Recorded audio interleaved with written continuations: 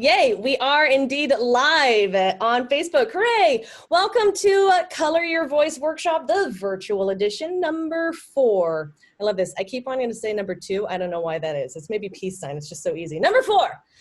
I'm Robin, the Community Engagement Coordinator for the Mountain Play, and I want to give a quick land acknowledgement since we are coming today live on a beautiful, crazy, warm summer day.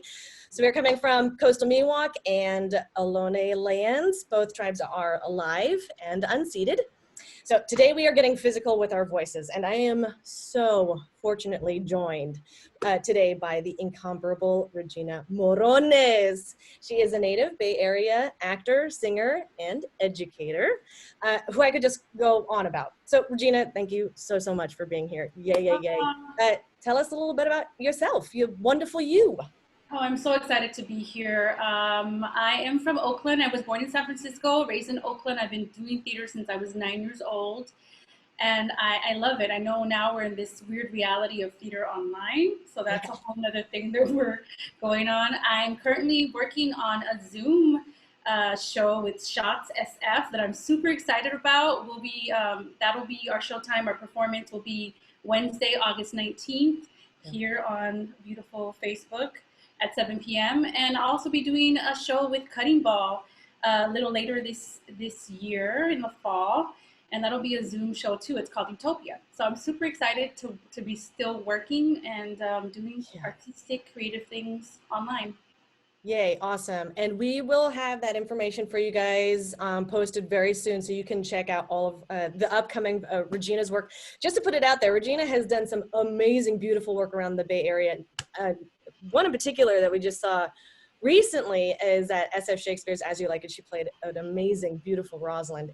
And she played here in Marin with Ross Valley Players, being directed by Marianne Rogers in Anna in the Tropics, which was a beautiful, beautiful story. So I'm just super excited to have you. Yay.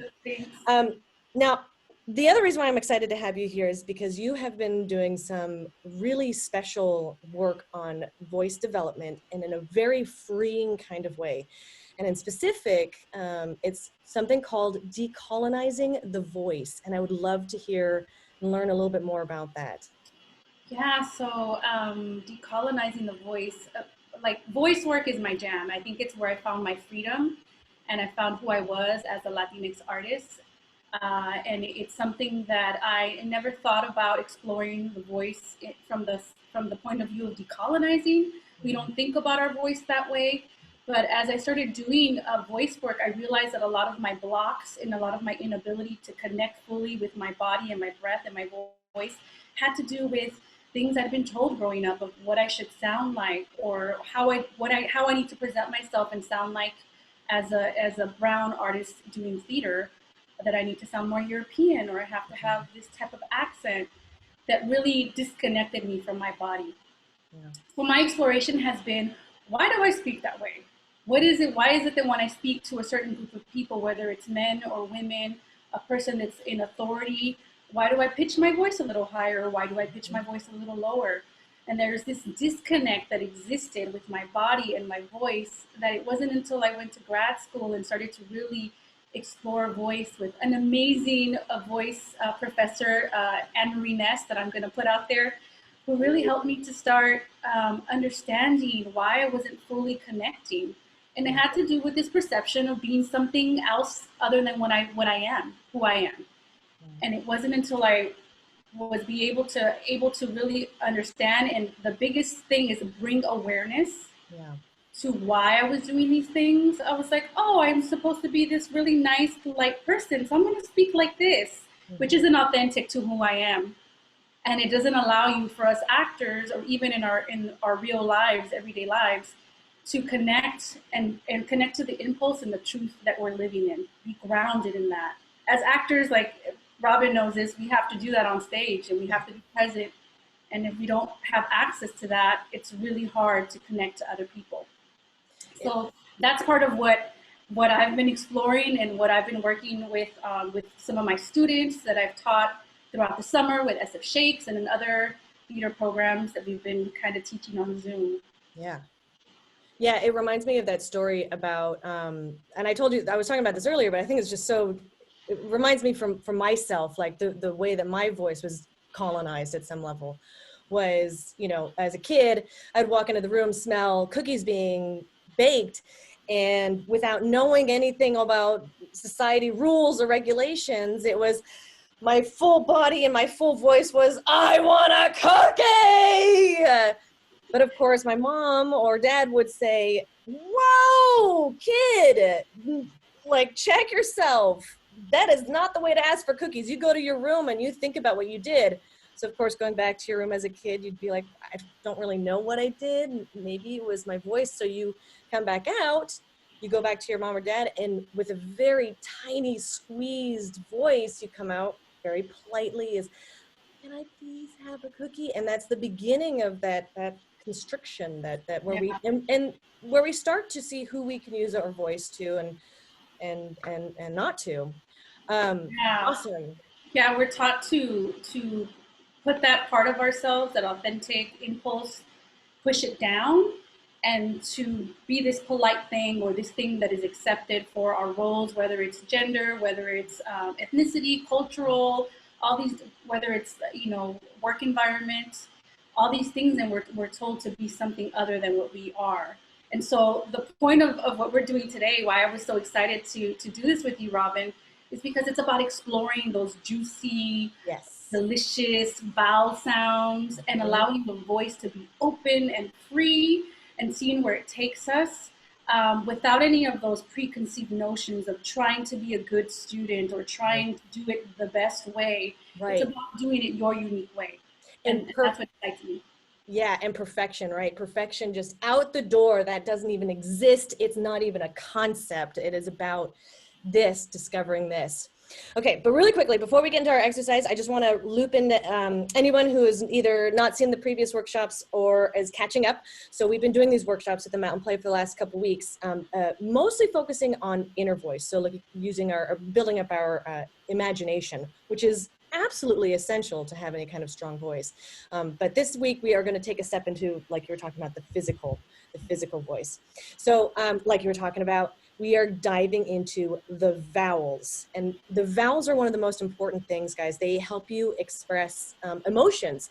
It's funny, people will actually look at different, especially dialects of English. When you have a more clipped English, means you hold back your emotions. It stereotypically can be used towards the Royal British accent, where all the vowels are so short, so you don't show anybody anything that's going on. Whereas a lot of American dialects, we tend to draw out our vowels, and that releases a lot of those emotions. So we are going to jump into a game called Zuo Sha. I love this game. I do this with all of the kids that I teach for Shakespeare. So the idea of Zuo Sha is to get your voices to reverberate inside your body.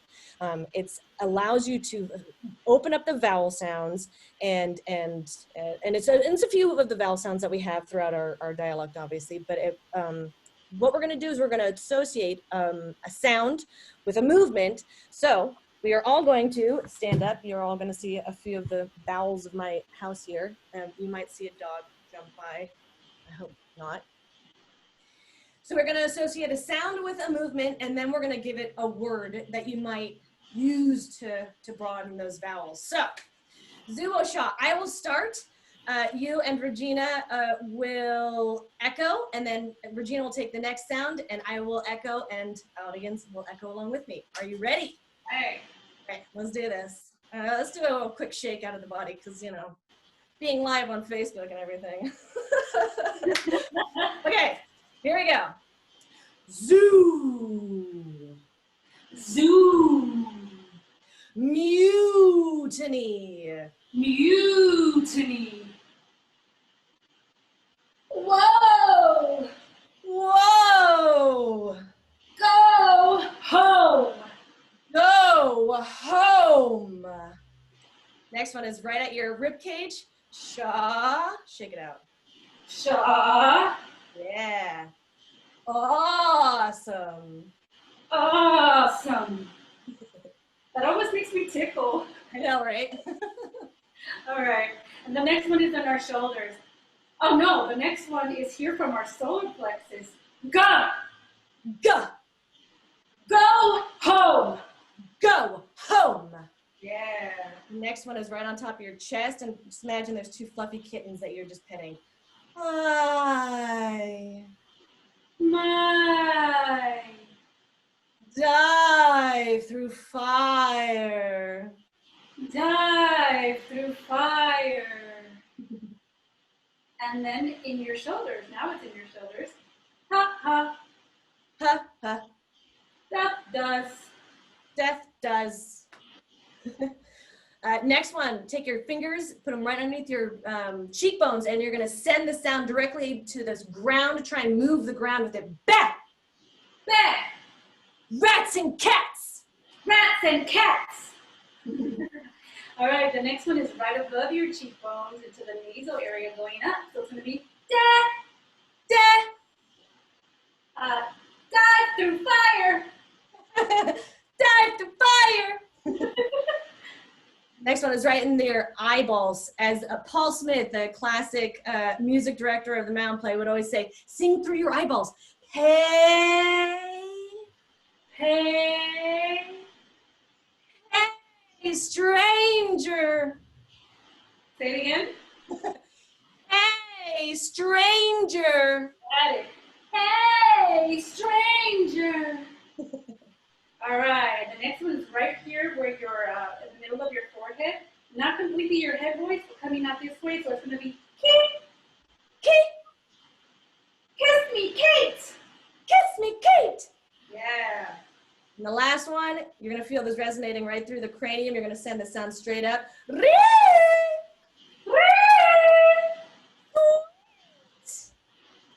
Oh, I didn't hear you. Sweet. Oh, got it. Sweet. I think sometimes Zoom turns off the high voice. Yeah, I think it zones us out, right? It doesn't allow the ear. Yeah, so that is Zubo Shaw, folks. This is a classic Linklater, fantastic voice exercise for you to do super quick. But the fun thing about it is that you can start exercising or practicing with different words. Like I was even thinking you could do ingredients to your dining list, and bottle would be bottle, right? You can take any word. Phone. Oh, phone. Where's O? Oh, phone from the belly. Yeah, exactly. And each time you do it, what you're trying to get towards is feeling vibration. Like when you hum, you can feel a vibration in your lips. Sometimes you can feel it in your rib cage. With each one of these sounds, you'll start feeling it even in your hips when you do zoo. It's a really crazy feeling, but it's so great. And also another thing that will help with the vibration is imagining that the breath is coming out of those areas. So when we're gun, the solar plexus, that the breath is coming out, emanating out from the top of your head, down, chest, solar plexus, hips, and knees. I know we can't breathe in our knees, but technically you can send the energy and that breath all the way down. I mean, that's what yoga is completely based on, is being able to send the breath into different parts of your body. It makes perfect sense to me. Yay, so that is our game for this week. I hope you get a chance to notice and practice. And I hope you get a chance to take some of that information that Regina was talking about with decolonizing your voice, recognizing how your voice changes. How do you, when you're talking to your husband or loved one or partner or wife or whomever that you love, versus how you talk to maybe your dog or your pets or how you talk to your neighbor, how you talk to your boss, how does that change? And just start noticing it. You'll find some really just fascinating things about how we've learned over our years being on this earth to change and to use our voices in different ways to get what we want, really. Mm-hmm. Yep, I agree.